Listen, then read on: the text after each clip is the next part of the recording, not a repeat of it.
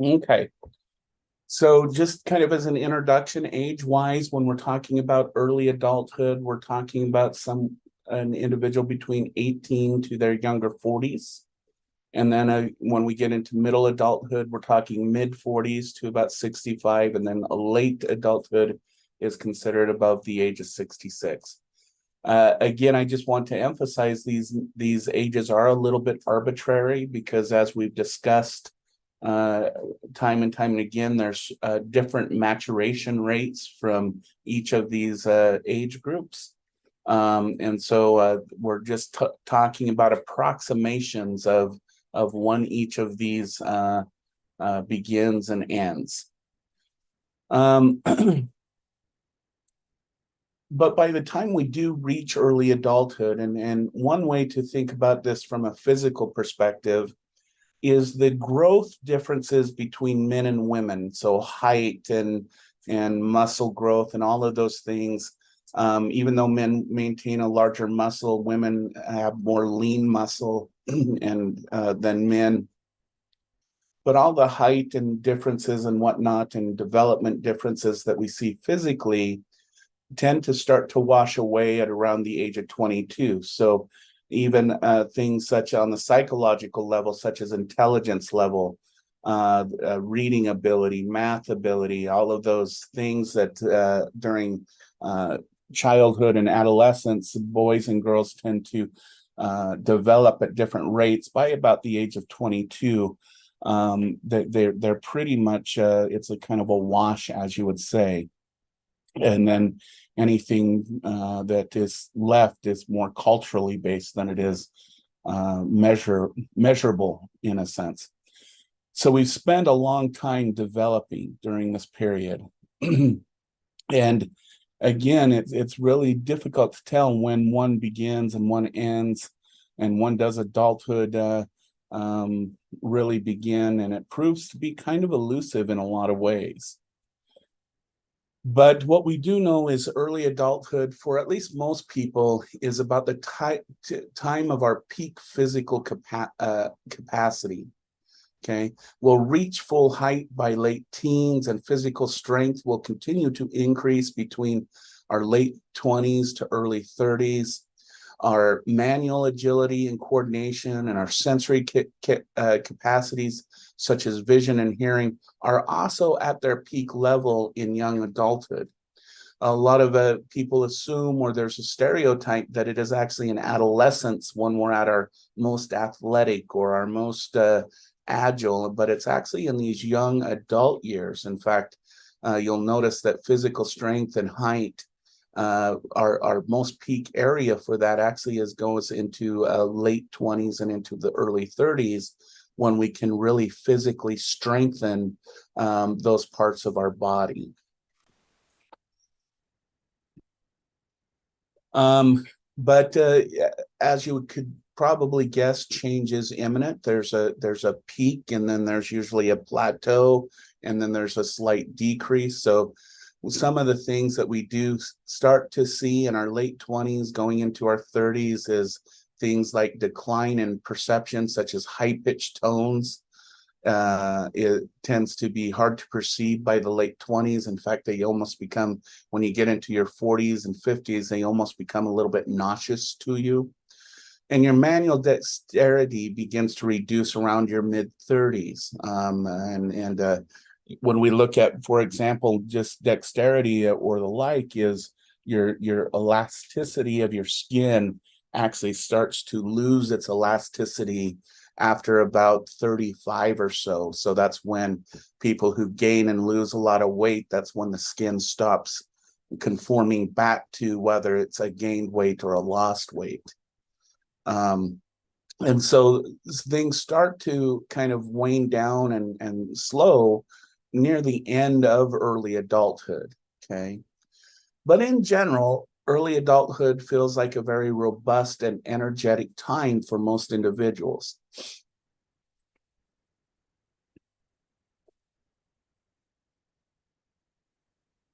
But probably one of the downsides of this physical ability and this physical stamina that we have in early adulthood is we also know that it's more susceptible to legally damaging the body through substance, because this is when we're able to drink alcohol, tobacco easily, and it's more easily able to obtain access to things like illegal stimulants and narcotics. And so while we are at our peak physical health, we're also going through a time of life when we think life will go on forever, and we don't think about the consequences of high risk behaviors, and so we're more likely to enter into high risk drinking behaviors and high risk physical behaviors that then will have consequences when we get into especially our middle and late adulthood years. So while our body is very resilient at this time, there's damaging that can be done to it because of this feeling of dexterity, this feeling of health, that then has consequences later on as the individual ages. The other things that we see is increases in stresses, so increases in responsibility.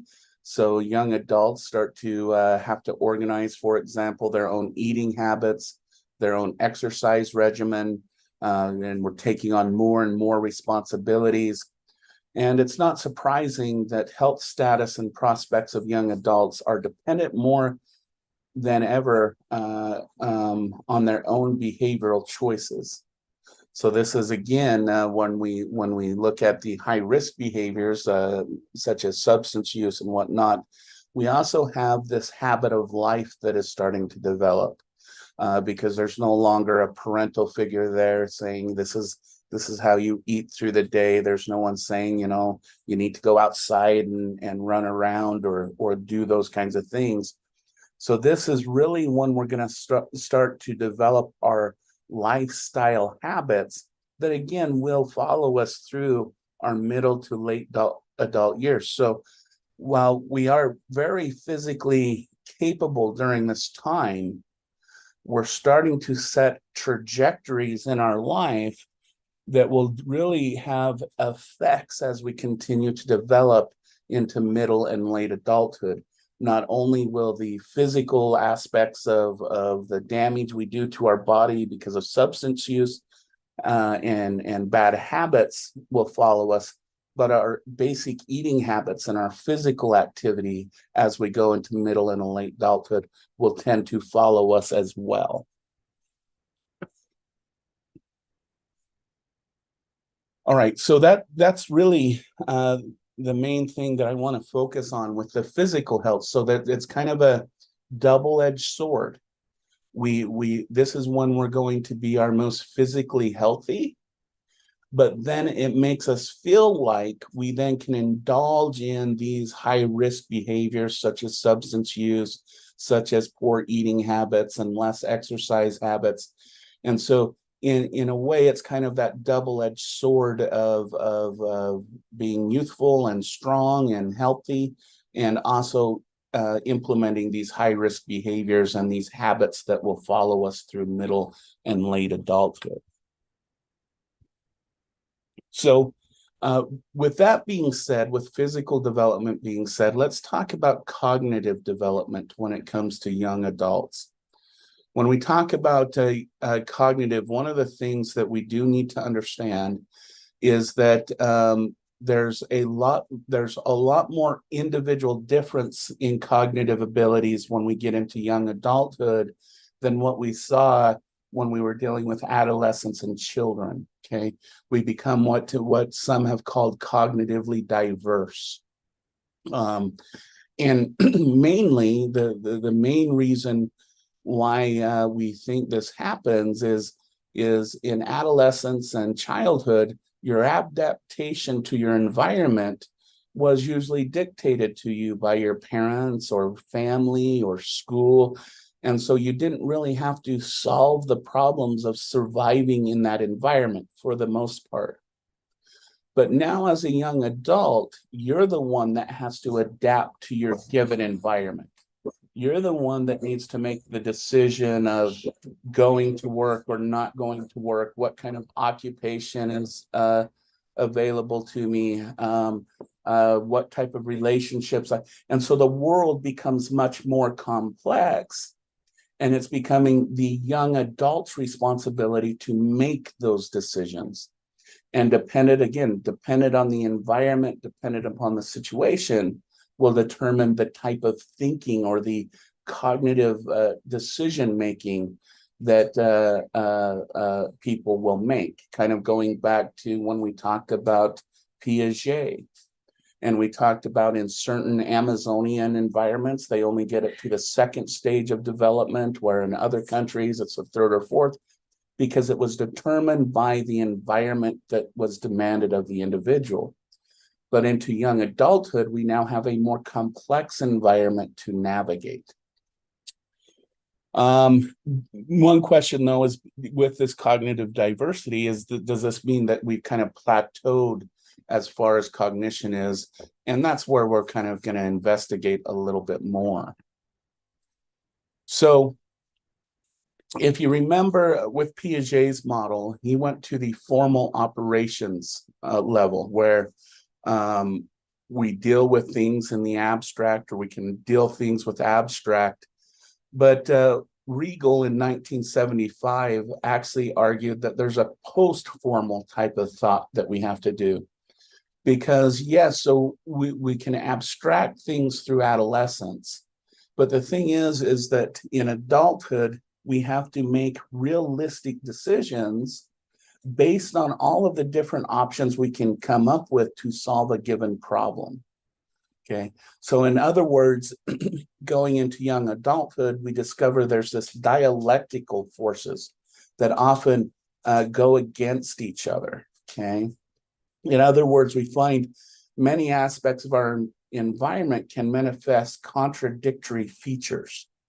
And this is especially true in our complex social environments as human beings. Someone we love can be both warm and generous, but on other occasions, they can be self-centered and aloof.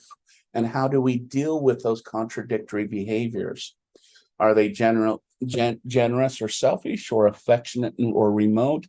And all of these we have to deal with because of human fallibility and changes to a situation and how individuals respond to different situations.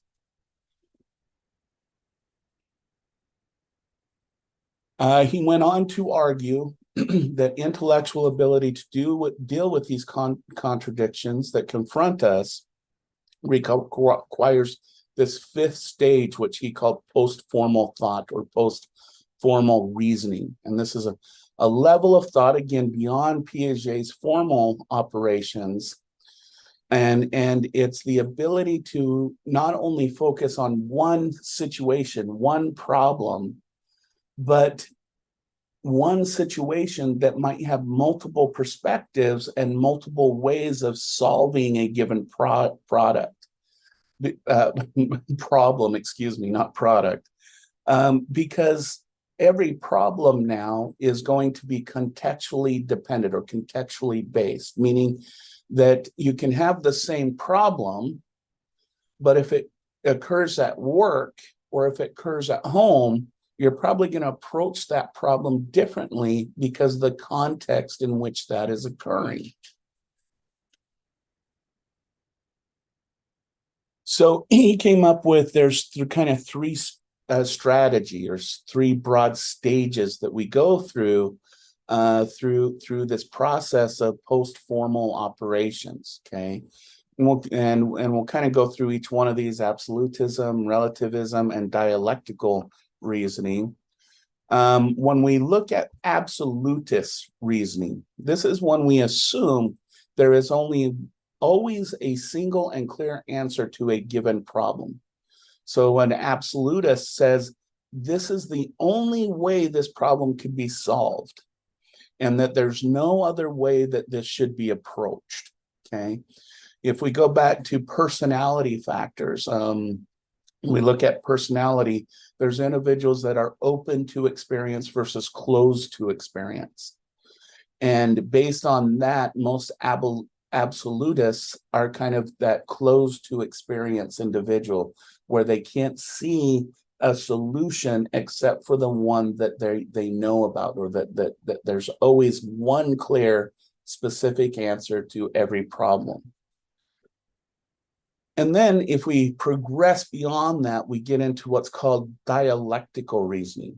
And this is when competing positions are integrated and synthesized to achieve a given problem. So in the dialectical reason, we might see one aspect to solve a problem, and that would solve part of the problem, but then maybe there's another solution that would solve the rest of a problem.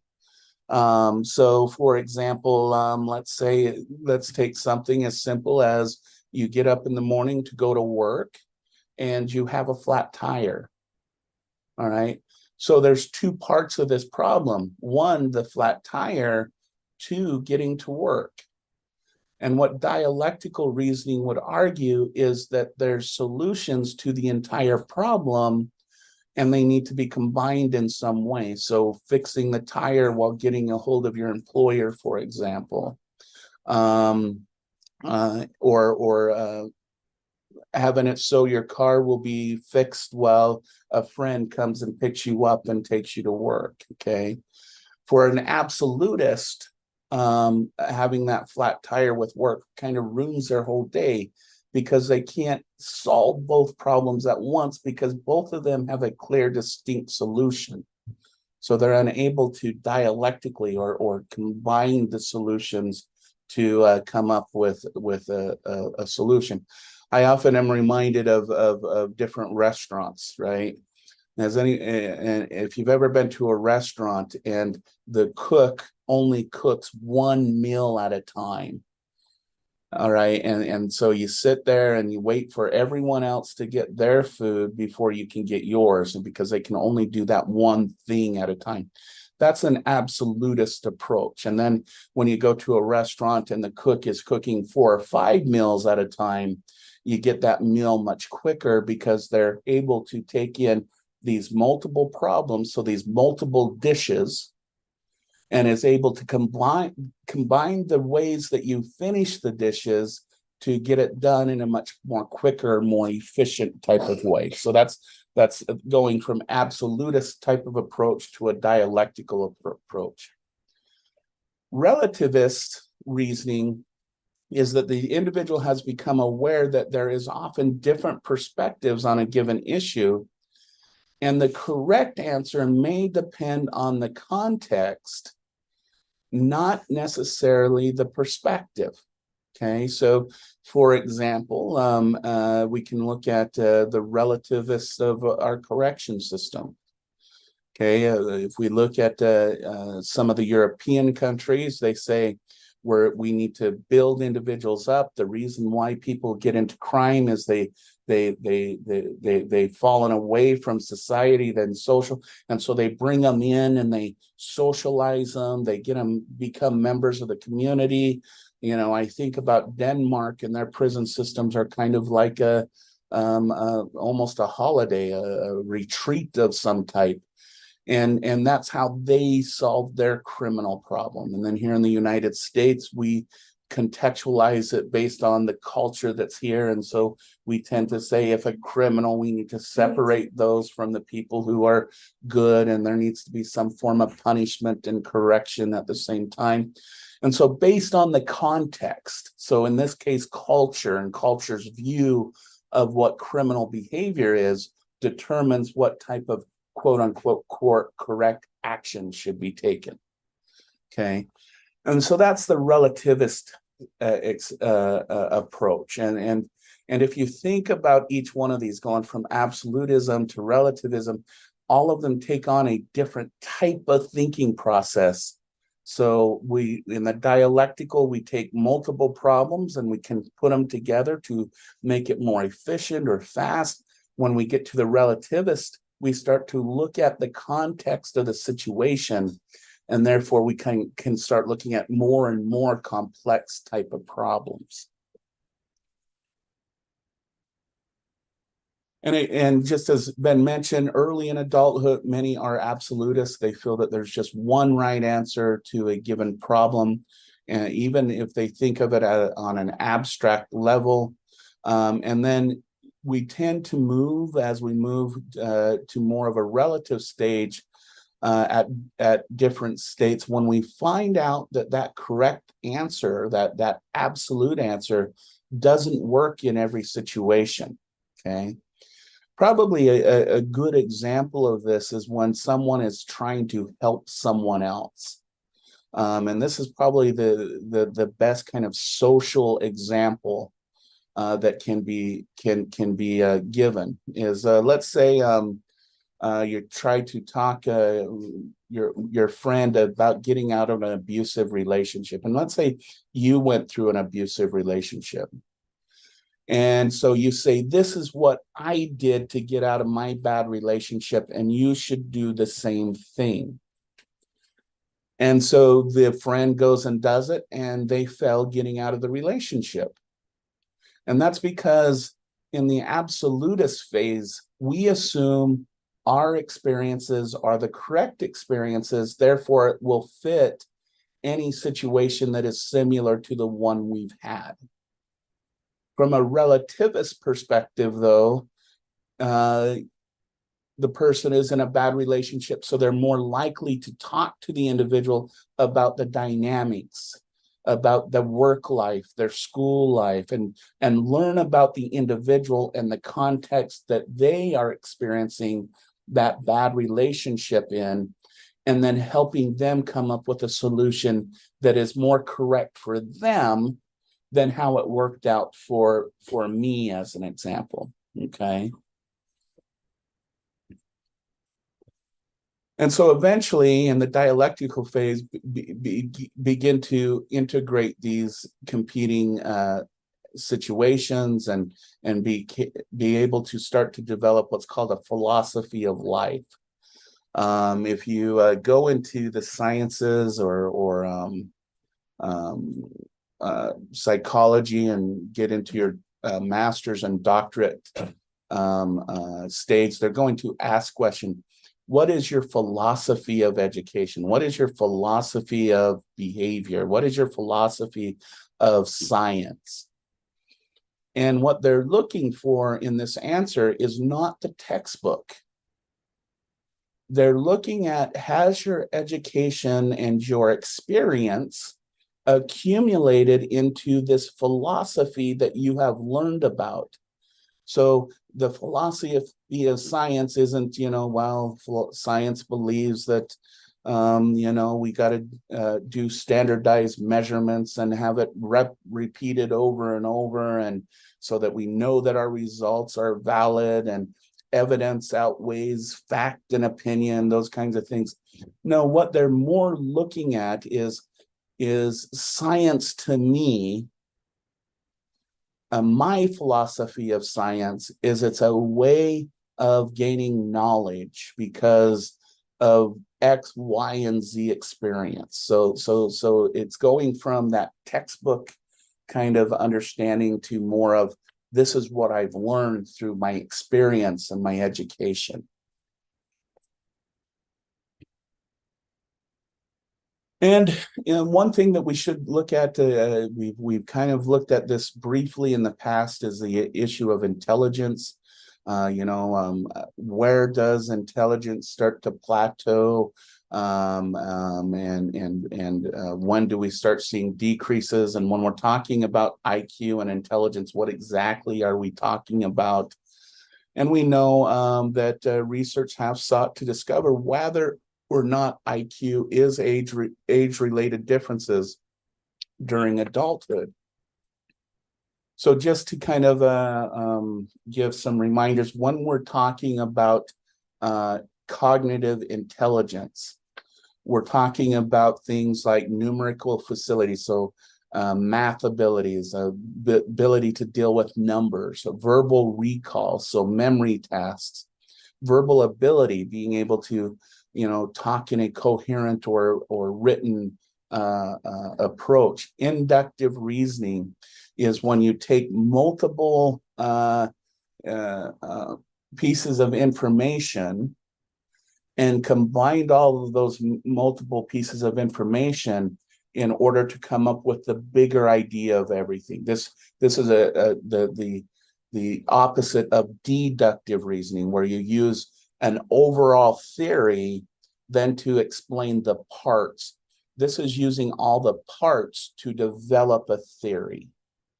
And then spatial orientation, the ability to, put a circle in another circle, be able to navigate spatially in the world. And so when we're talking about an IQ from a cognitive level, these are kind of the 5 things that we're looking at, okay? And this is kind of what we find, okay? We can see that inductive reasoning, it's at least on a measurement level, it's at its height around the age of 25, and then it declines as we age. But the thing that I want everyone to really pay attention to in this graph is, if you notice, we don't actually start to see real significant declines, if you even want to call them significant declines, until around the age of 67.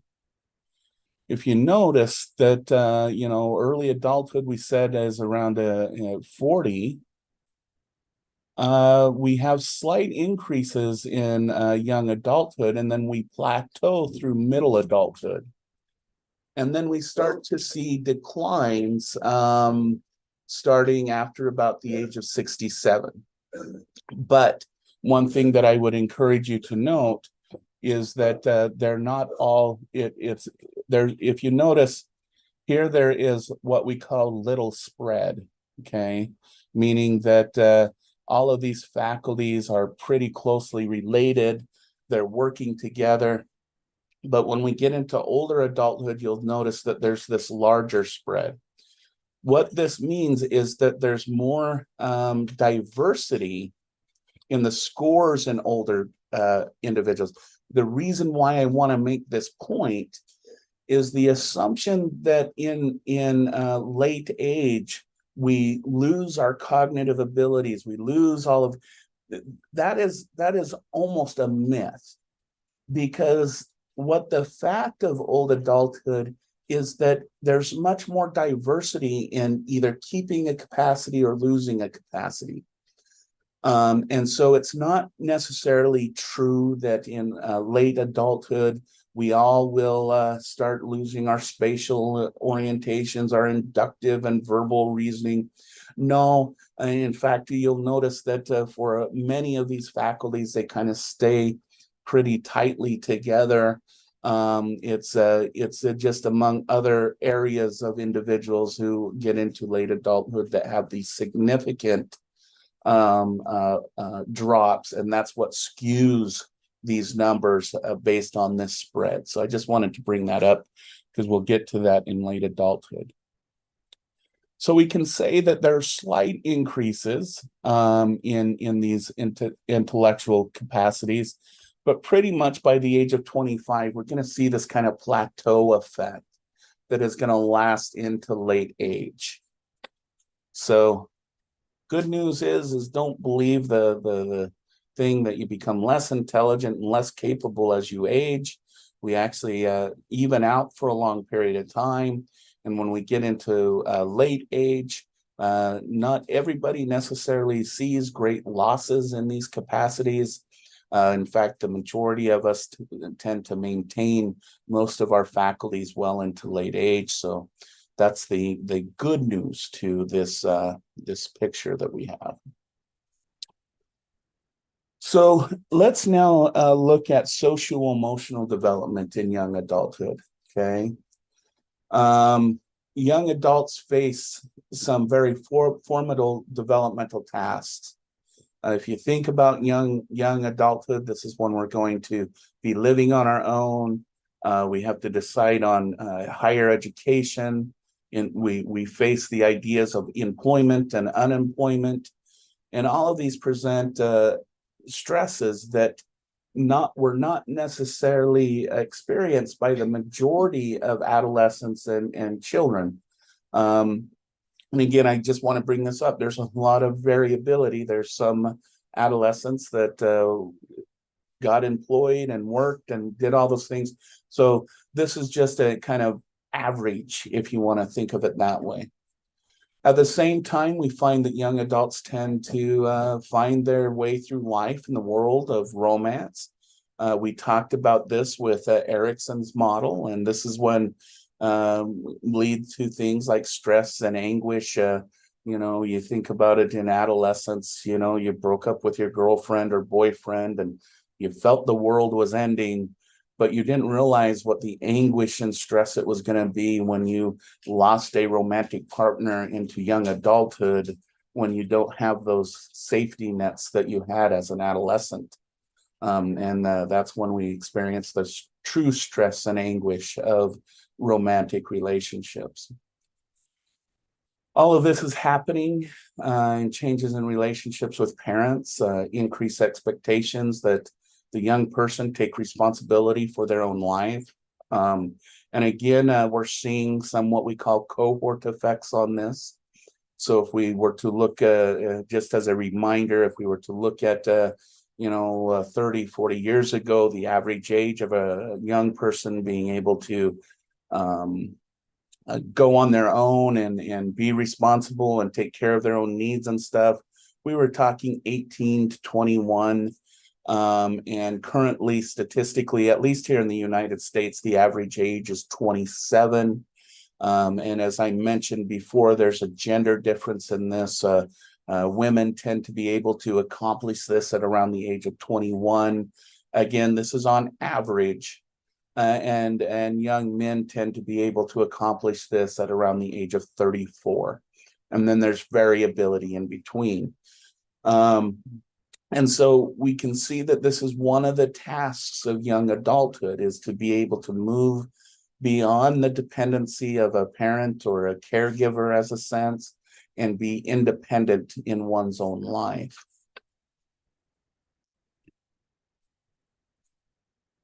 And we also recognize that it's usually in young adulthood that we're going to solidify that identity that we developed in adolescence and in early childhood. And we're going to really kind of try to make ourselves who we are in this broader world, okay? And again, going back to Erickson, he kind of felt that this period had to deal with intimacy and developing that relationship. But we also know that there's other things that become very important during this period of time besides intimacy, and that includes friendship development, going from adolescence friendships up into young adult friendships. We also now have to have the relationship with our workplace, and the navigating that world is a lot more complicated than it was in previous stages of development. And so what we have found since Levison in 78 is that there's much more complexity in the social life that a young individual has to develop during these years. And we find that during these years, because of these relationships, there's a lot of personal growth that an individual goes through.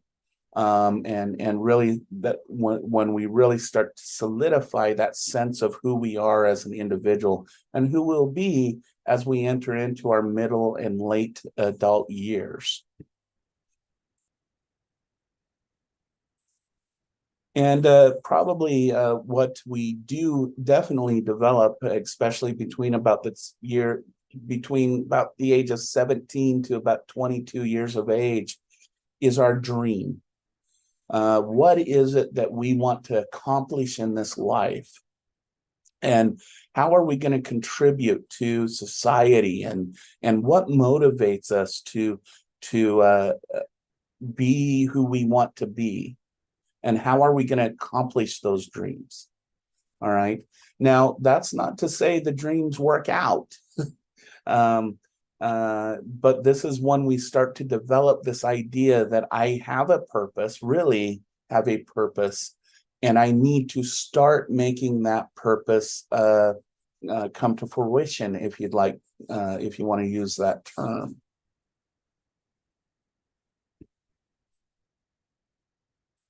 And then he argued that there's another sub-stage to this period between the age of 22 to 28, where we organize around forging pathways at work and attaining special personal relationships. This is where we tend to really look at the development of, for example, family, for example, unique friendships, work relationships.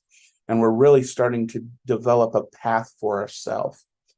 And this is a pretty close approximation to what we're seeing today. The average age for an individual to get married today is about the age of 27, 28. And just speaking of that, again, this is a cohort effect, is we're seeing a lot of the current individuals in this age group deciding not to get into relationships and family systems altogether, and avoiding that at a larger rate than previous cohorts did.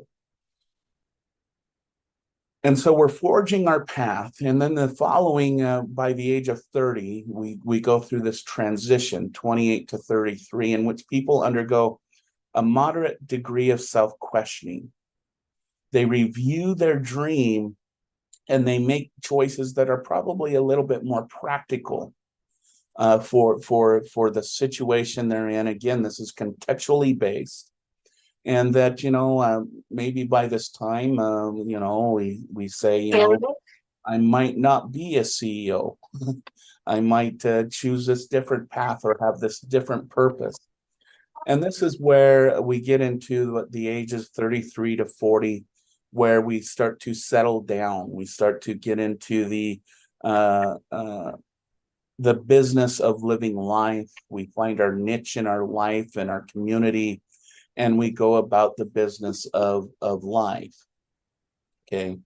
Now, again, the thing that I don't like about this model is that it doesn't appreciate the diversity of experience. Going back to that contextual understanding that it's a context that really determines these phases. So when you're thinking about these phases, know they can be different based on the context situation that the person is in.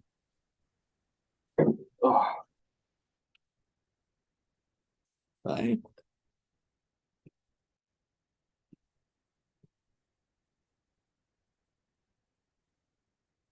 And if you remember at the beginning of the semester, when we talk about intimacy, we talked about attachment, and we said that there's these attachment styles that we attach with our mother and in infancy, and it determines a wide range of outcomes for the young child, and even into middle childhood, about being able to be slow to warm or avoidant or secure.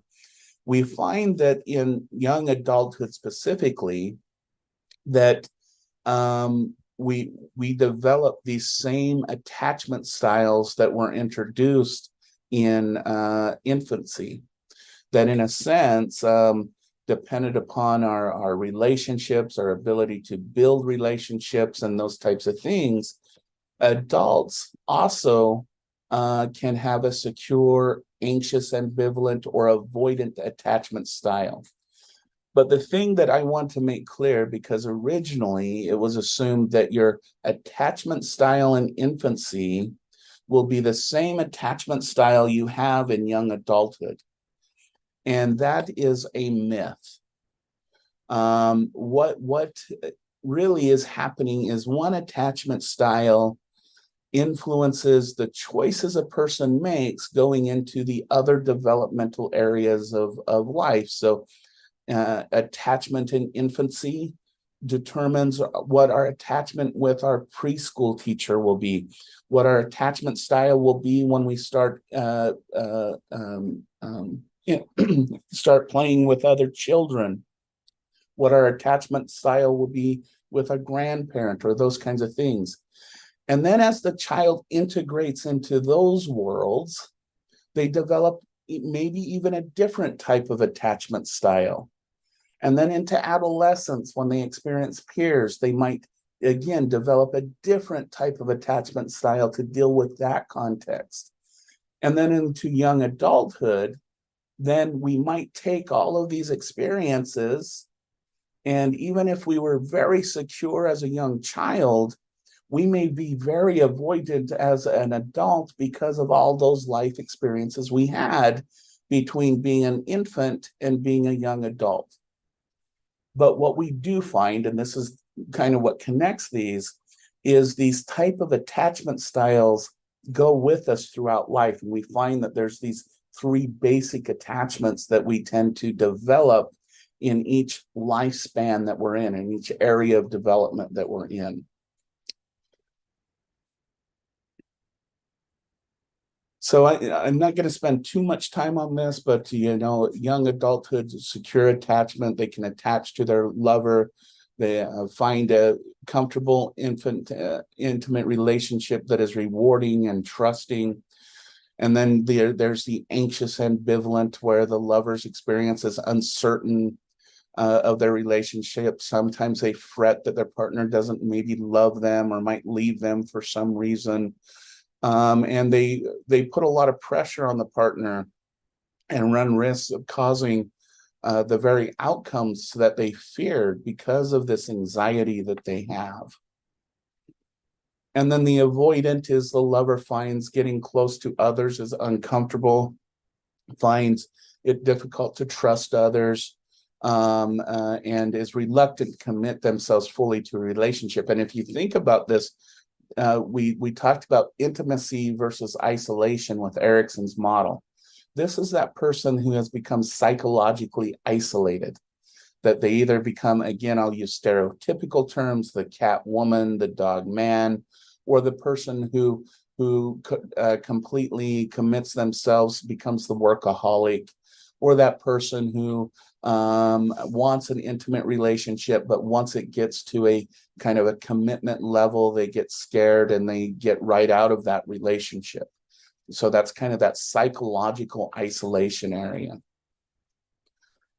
And we found that Shaver and his colleagues anyways found that the portion of adults that fall into these types is similar to those in an infant attachment. So in other words, it's totally reliant on the relationship you get into. Remember, when we talked about attachment in infancy, it had to deal with that relationship between the infant and the mother. And if there was that reciprocation of that relationship, this led to that secure attachment. If you have for example, the mother who avoided care for the child, and when the child did need care, it was more of a frustration on the parent's side, the child developed more of an avoidant or obliviant type of attachment style instead of a secure attachment style. So again, we see this reemerge when we start to get in intimate relationships that we know will probably end up in the long term, meaning that we might end up being married or in a long-term partnership for a long time. All right, I think we made it through. Hold on, let me stop.